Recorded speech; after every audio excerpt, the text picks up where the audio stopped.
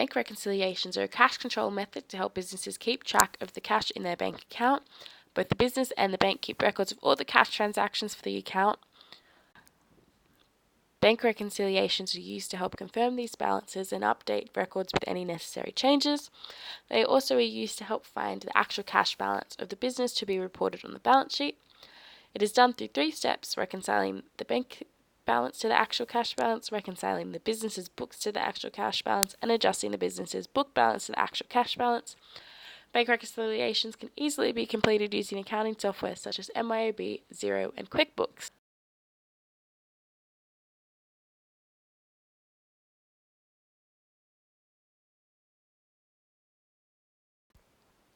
Reconciling the bank balance. Step 1 of the bank reconciliation is to adjust the cash balance. There are 2 main reasons why this might differ: a deposit in transit and an outstanding check.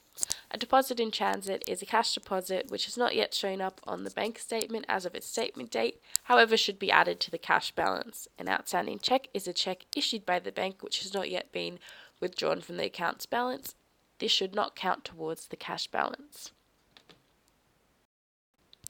The second is bank errors. Bank errors are not regular occurrences but must be reconciled when they occur. This is when the bank either adds or subtracts value from the business's cash balance. For example, recording a $1,234 deposit as $4,321 would be an overstatement of cash, and an understatement would be recording a $333 check as $33.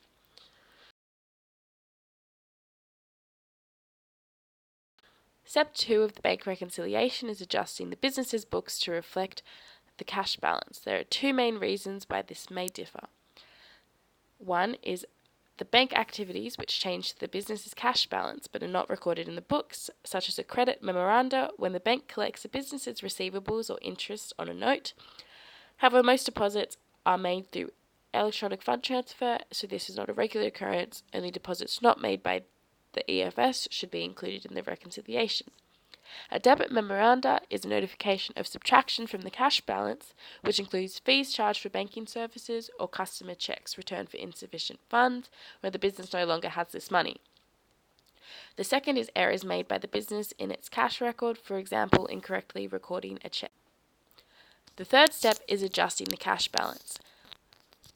This is to be completed after the bank balance and business books have been reconciled and determine the final cash balance. The journal adjustments will be made based on the credit and debit memoranda and any errors found within the reconciliation.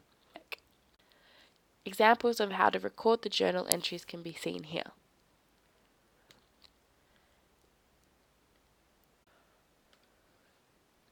Examples can be seen here.